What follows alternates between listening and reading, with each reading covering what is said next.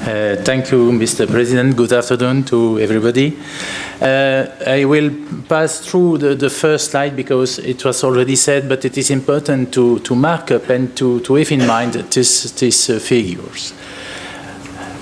Yes, the priorities and then some cost, how to finance them. It is a lot of things to say, but probably in the second panel. And I will take one example. It will demonstrate you that it is possible, because we speak about billions and thousands and billions, and it is possible really. So the dream of the engineers also. The priority, it was already mentioned by DG NR, you know, the big corridors. And I will focus on the offshore grid on the North Seas, because it is a real project of common interest for more than 10 countries in and outside European community. The figure you know you already have many times seen in the papers, but it is important to say that, in fact, that's a figure of, let's say, 2 years ago, and probably that in electricity networks in general, not only in transmission but also and probably more in distribution, there are a need of huge investment, because we are at the curve. We go to a prosumer world where demand will also participate to the equilibrium of the network. Electricity is a real social good. Every is tied to the others, from customers to distribution or transmission operators and to the producers. And if one of them is failing, all the chain is failed. The consumer doesn't have electricity, but the producer don't get money. You see here the figure of this network in just the North Sea. You see the number of countries they are tied to. It is only one example. Don't see the real figure, because the aim is to begin. And the first link was here, IFA 2000, between UK and France. A second one is now between the Netherlands and UK with BritNet. A third, and just before, is between Norway and the Netherlands. Probably the next one will be between the Netherlands and Denmark. It is also a lot of links in the Baltic Seas. But the aim is that this reservoir, and I mean a real reservoir, it's not like Saudi Arabia, but let's say in the same way. But there are specific needs and specific characteristics. And the less good one for an electrician is that it is intermittent production. That you need anyway to have balancing between the source. It was during the Belgian presidency, it was already signed a memorandum between 10 countries mentioned here.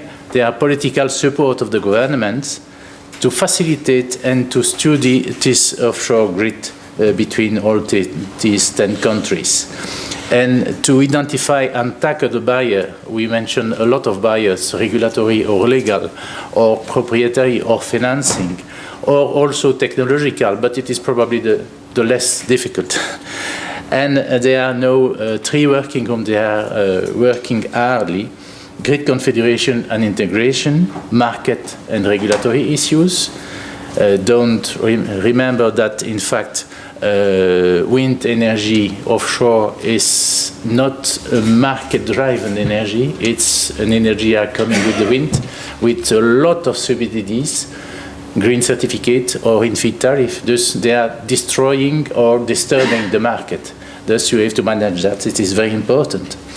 And finally, planning and authorization procedure. We speak on sea.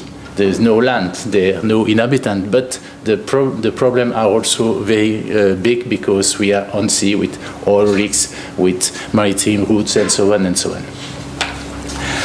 How to do that? Regulated cost plus is one of the tariff scheme. There's an application in Belgium for the moment, but in most of European countries. Network tariff cover all the necessary net cost and a fair project margin. fair means that it is not a monopoly rent, and that is the mean why it is regulated by the national regulator up to now. Net, total cost, less certain product. For example, the auction product and the congestion rent. It represents some percent. It's not very high in the total cost. A fair margin is related to the capital invested of the network and return on investment, not on equity. Because equity behavior in Belgium, for example, it is only 1/3 of capital and 2/3 of bank line. Guaranteed net margin for the moment tied to the loan made by the Belgian government with some upside. How to finance the offshore grid? How to socialize the costs between the countries? That's one of the questions. It is only here one example already show at some people. How should the cost be distributed? That is an important question, because a wind farm in the north of Arctic Sea, for example, doesn't necessarily be financed by French customers, but there's a lot of things there together. And we have tried to make it between some parameters: power consumption of the countries, number of inhabitants, gross domestic product, or installed offshore capacities. For example, we have take one example, take it only as example, you can adjust the figure as you win. Offshore grid for 40 gigawatt in the North Sea. This is projected. Some says 50 or let's say 100 gigawatt, but let's say 40. A capex estimated for the moment plus minus 20%, 70 billion euro. It's the half of the, remember the figure of the DGNR, 140 billion for grids. That's an half of that. Net return on equity, let's say 9%. Debt equity ratio, like in Belgium, 1/3. Lifetime, 10 years. Who can say that? 30 years. 30 years for cables and VSC or HVDC installation. It's also something for the future. Cost spread about the 10. The figure is here. It is the best manner to say it last year.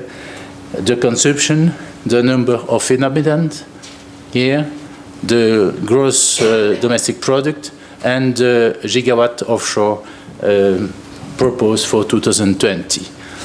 As I can only say that for Belgium it will be done, probably. Denmark also. Germany, they say 10, but it is a lot of problem for the connecting them. Luxembourg for sure, no offshore, for sure. And Norway, up to now, only one project of 6 megawatt, I believe, of 7 megawatt, but no real plan.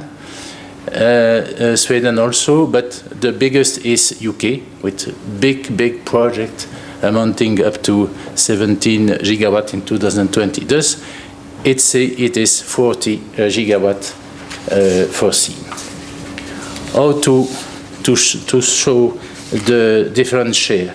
And you can see that it is quasi exactly the same at 1% less wind consumption, inhabitant, GDP on offshore. It is a chance probably, and that in fact the investment should be distributed among the 10 countries.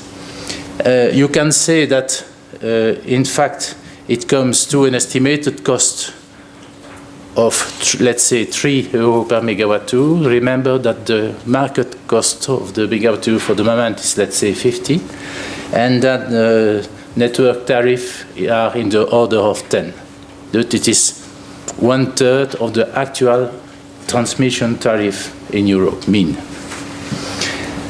But you have to add probably 40 gigawatt, a lot of green certificate or cost of in-feed. Probably 10, 20.